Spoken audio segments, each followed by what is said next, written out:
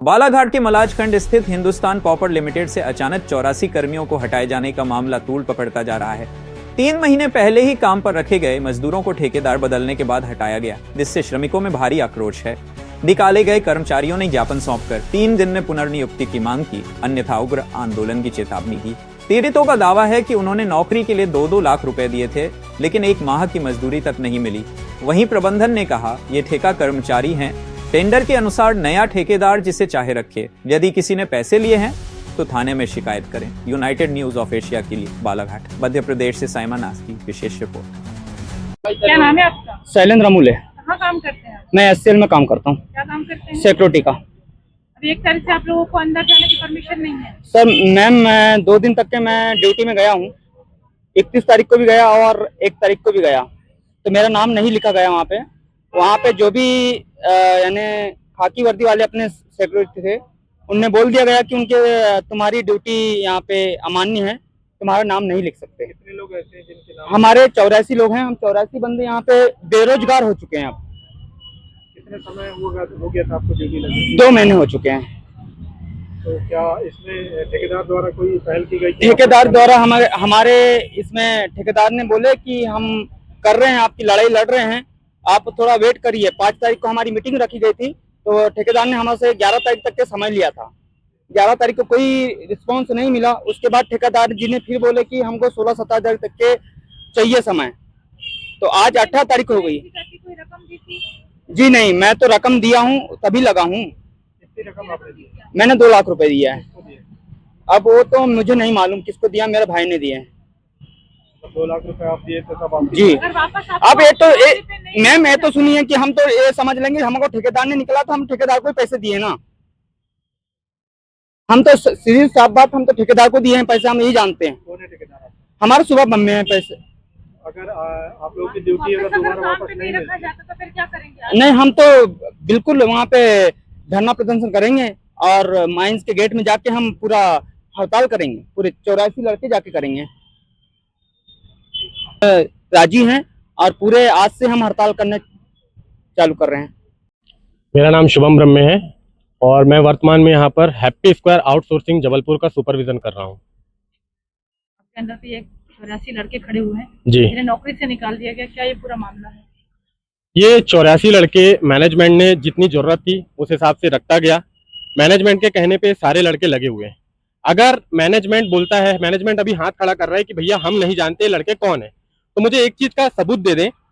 ये जो 3 महीने से लड़के काम कर रहे हैं, इनकी पेमेंट कैसे हुई, इनका पीएफ कैसे कटा, और इन लोगों को जो कार्ड मिला उसमें गवर्नमेंट का साइन है। ये सेंट्रल गवर्नमेंट की माइंस है, इसके अंतर्गत इन बंदों ने काम किया है। तो इनकी सारी व्यवधान जो इन लोगों ने फैलाया है अभी कि हम नहीं जानते, ये सब ठेकेदार जानेगा। ठेकेदार अगर जानेगा, अगर ये सब कुछ ठेकेदार के हाथ में है तो मेरे हाथ को फ्री कर दिया जाए, मैं अपने हिसाब से लड़के निकालूंगा और रखूंगा। ठीक, आप लोग सहमत हैं इस बात से ना? मेरे लड़के यही बोल रहे हैं कि अगर भैया आप लोग ठेकेदार के अंडर में अगर हम लोग हैं सर, तो आप, मेरा टेंडर प्लांट में भी, मेरा टेंडर सिविल में भी है। मैं चाहूं तो फिर कल की डेट में मैं सिविल से आदमी निकाल दूंगा, मैं चाहूं कल प्लांट से आदमी निकाल दूंगा, बट ऐसा नहीं होता है। कानून के दायरे में रहकर हमको काम करना है। ये यहाँ महाप्रबंधक जी को पता है, उनके उप महाप्रबंधक जी श्री चौरड़िया सर को पता है ये बातें। अगर लड़के लग रहे हैं भाई, तो लड़के आपकी जितनी जरूरत थी तभी आपने लिया, तभी आपने उनको हाजिरी दी, तभी आपने उनको पेमेंट किया, पीएफ काटा, तो ये कहीं अनलीगल तो नहीं है? इन लोगों से पूछिए, किसी का अगर पीएफ नहीं कटा हो तो मैं उसका जवाबदार हूं, किसी को पेमेंट नहीं मिला हो तो जवाबदार हूं। अच्छा, अभी जो 1 महीने की पेमेंट ये बोल रहे हैं कि 1 महीने की पेमेंट नहीं हुई, आप में से किसी बंदे ने एक चीज मेरे को बता दीजिए, वार्ड नंबर 6 शुभम ब्रह्मे, पिता श्री जयपाल ब्रह्मे, उनके घर में किसी ने काम किया क्या? नहीं। ये काम किए हैं एचसीएल की चाइना शाफ्ट में, ये काम किए हैं एचसीएल के मेन गेट में, इन्होंने काम किया है एचसीएल का टेलिंग डैम में, 2 नंबर पंप में। तो जब ये काम वहां कर रहे हैं तो उनका पेमेंट करने वाला मैं कौन होता हूं? मुझे जब एचसीएल पेमेंट करेगा मैं तब इनका पेमेंट करूंगा। ठीक, और क्या सवाल है सर आपके? पूरी नहीं होती आगे तो आप क्या करते हैं? ये हमारे पास हमने ज्ञापन, इस क्वेश्चन पे मेरा एक क्वेश्चन थोड़ा ये होता है, तो पूरा कर। ये ज्ञापन है सर। इस ज्ञापन में हमने साफ शब्दों में लिख दिया है, 84 लड़कों की भर्ती आपने 3 माह तक के पेमेंट करवाई, पीएफ काटा, 84 लड़कों की भर्ती आपने करवाई है। इन 84 लड़कों को अगर इन्होंने, किसी ने चोरी किया, किसी ने ड्यूटी में सोया, कोई ड्यूटी नहीं आया, इस कारण से अगर इनको ड्यूटी से बंद करा जाता है तो ये मान्य है। अगर इनकी कोई गलती नहीं है और इन्हें 84 लड़कों को बंद किया जा रहा है, इसका सबूत दे दें, और नहीं दे पा रहे हैं लिखित में चाहिए सर सारा, ठीक। और एक चीज और है सर, ये जो टेंडर हुआ है ये एक्चुअल में है मैन पावर सप्लाई का टेंडर। इसको करवाया गया है सिक्योरिटी गार्ड भर्ती का टेंडर। सिक्योरिटी गार्ड में एक लाइसेंस होता है जो है पसारा।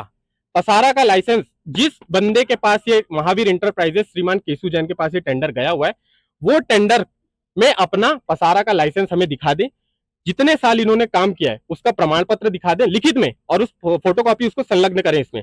वो अगर हमको सबूत दे देते, मैं वैसे ही हाथ खड़े कर दूंगा सर अगर मैं गलत हूं तो। मेरे पास पसारा का लाइसेंस भी है, मेरे पास उसका प्रमाण पत्र है कि मैंने कितने जगह काम किया हुआ है। मैं हैप्पी स्क्वायर आउटसोर्सिंग से ये दावे के साथ कह सकता हूं। और जो ये मांग अगर पूरी नहीं होती सर, इसमें साफ शब्दों में लिखा है, इसका जवाब 3 दिन में दे वरना उग्र आंदोलन एवं धरना प्रदर्शन किया जाएगा। That's it. कैसे पता चला आप लोगों को कि इनको नौकरी से निकाल दिया? बहुत सारे man power supply contracts HCL में चल रहे हैं, एमसीपी में, जो कि पूरा पारदर्शी तरीके से ओपन टेंडर के माध्यम से दिए जाते हैं, और जो भी उसमें सेलेक्ट होता है और उसको टेंडर मिलता है और वो काम करता है।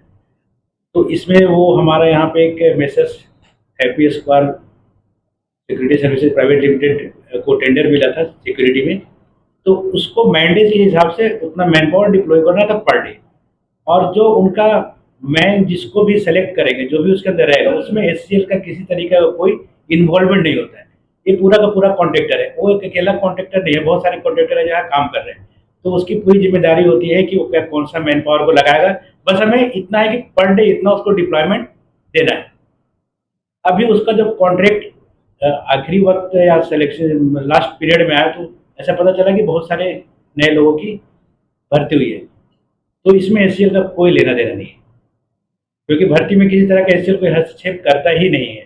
वो पूरा का पूरा कंसर्न कॉन्ट्रैक्टर की जिम्मेदारी होती है। संग्रह जो कॉन्ट्रैक्ट आपके यहाँ से हुआ है टेंडर के माध्यम से, उसमें क्या शर्तें थी सर? क्या लिखा था सर उसमें? कुछ सर आर्टिकल सर श्रमिक क्यों नहीं आप लोगों को आवश्यकता है वही सप्लाई करेगा? हाँ बिल्कुल। देखिए, मैंने जैसा भी आपको बताया कि कोई भी ठेका हो, सिर्फ इसी की बात नहीं कर रहा हूँ, कोई भी ठेका एक लिमिटेड पीरियड के लिए होता है, 1 साल के लिए और 2 साल के लिए हो। तो जब कॉन्ट्रैक्ट पीरियड खत्म हो जाता है तो प्रिंसिपल एम्प्लॉयर की लायबिलिटी उसको एम्प्लॉयमेंट देने की नहीं होती है, लीगल हमारी लायबिलिटी नहीं है। वो कॉन्ट्रैक्ट पीरियड खत्म हुआ और उनके साथ उनका एम्प्लॉयमेंट भी खत्म हुआ। वो अगर एम्प्लॉयमेंट देना है तो जब कंसर्न कॉन्ट्रैक्टर है, वो चाहे अगर कहीं साइट पर काम कर रहा है तो वो दे सकता है। एचसीएल की लीगल लायबिलिटी वहाँ नहीं बनती।